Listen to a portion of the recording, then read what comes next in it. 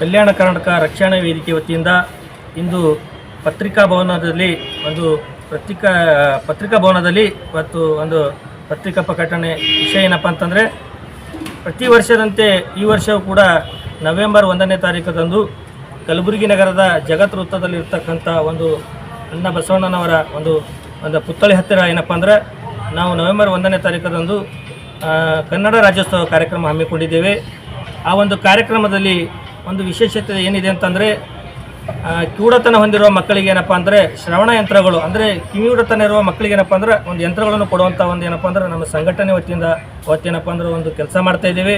ಅದೇ ರೀತಿಯಾಗಿ ಒಂದು ಕಲ್ಯಾಣಶ್ರೀ ಪ್ರಶಸ್ತಿ ಅಂತ ಹಾಗೂ ಬಾಲ್ಯಶ್ರೀ ಪ್ರಶಸ್ತಿ.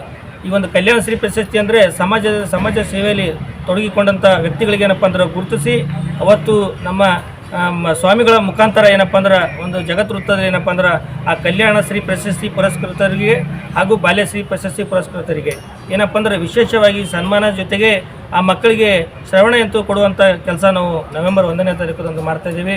ಅದೇ ರೀತಿಯಾಗಿ ಆ ಕಾರ್ಯಕ್ರಮದಲ್ಲಿ ಒಂದು ದಿವ್ಯ ಸಾನ್ನಿಧ್ಯ ವಹಿಸಿದಂಥ ಶ್ರೀ ಜಗದ್ಗುರು ಡಾಕ್ಟರ್ ಸಾರಂಗ ದೇಶಿಕೇಂದ್ರ ಮಹಾಸ್ವಾಮಿಗಳು ಸುಲಪಲ ಮಠ ಕಲಬುರಗಿ ಇವರ ಸಾನ್ನಿಧ್ಯದಲ್ಲಿ, ಅದೇ ರೀತಿ ಅಭಿನವ ಶಿವಲಿಂಗ ಮಹಾಸ್ವಾಮಿಗಳು ಮಾದನ್ ಇಪ್ಪರ್ಗ ಈ ಸ್ವಾಮಿಗಳು ಕೂಡ ಆ ಕಾರ್ಯಕ್ರಮಕ್ಕೆ ಆಗಮಿಸುತ್ತಿದ್ದಾರೆ.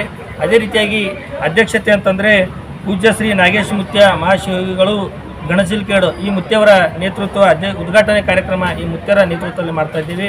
ಆ ಒಂದು ಕಾರ್ಯಕ್ರಮದಲ್ಲಿ ಅಧ್ಯಕ್ಷತೆ ವಹಿಸಿದಂಥ ಶ್ರೀ ಚಂದ್ರಕಾಂತ್ ಬಿ ಪಾಟೀಲ್ BJP ನಗರ ಜಿಲ್ಲಾಧ್ಯಕ್ಷರು ಇವರ ನೇತೃತ್ವದಲ್ಲಿ ಅವತ್ತು ಕಾರ್ಯಕ್ರಮ ಕೂಡ ಹಮ್ಮಿಕೊಂಡಿದ್ದೇವೆ. ಅದೇ ರೀತಿಯಾಗಿ ನೇತೃತ್ವ ವಹಿಸಿದಂಥ ನಮ್ಮದೇ ಆದಂಥ ಕಲ್ಯಾಣ ಕರ್ನಾಟಕ ರಕ್ಷಣಾ ವೇದಿಕೆ ರಾಜ್ಯಾಧ್ಯಕ್ಷರಾದಂಥ ಶಿವಲಿಂಗ ಹಳಿಮನಿ ಹಾಗೂ ನಮ್ಮ ಕನ್ನಡ ಪರ ಸಂಘಟನೆಯ ಒಕ್ಕೂಟ ಅಧ್ಯಕ್ಷರು, ಪದಾಧಿಕಾರಿಗಳು ಹಾಗೂ ಕನ್ನಡ ಅಭಿಮಾನಿಗಳು ಎಲ್ಲರೂ ಏನಪ್ಪ ಅಂದ್ರೆ ಸೇರಿಕೊಂಡು ಇವತ್ತು ಕಲಬುರಗಿ ನಗರ ಜಗತ್ ವೃತ್ತದಲ್ಲಿ ಏನಪ್ಪ ಅಂದ್ರೆ ಒಂದು ವಿಜೃಂಭಣೆಯಿಂದ ಏನಪ್ಪ ಅಂದ್ರೆ ಒಂದು ಕನ್ನಡ ರಾಜ್ಯೋತ್ಸವ, ಕನ್ನಡ ಉಳಿಸಿ ಕನ್ನಡವನ್ನು ಬೆಳೆಸಿ ಅಂತಕ್ಕಂಥ ಕಾರ್ಯಕ್ರಮ ಸತತವಾಗಿ ನವೆಂಬರ್ 1ರಿಂದ 30ನೇ ತಾರೀಕುವರೆಗೂ ನಾವು ಕೂಡ ಒಂದು ಯಾವುದೇ ಆಗಲಿ ಕಾರ್ಯಕ್ರಮ ಮಾಡ್ತೀವಿ.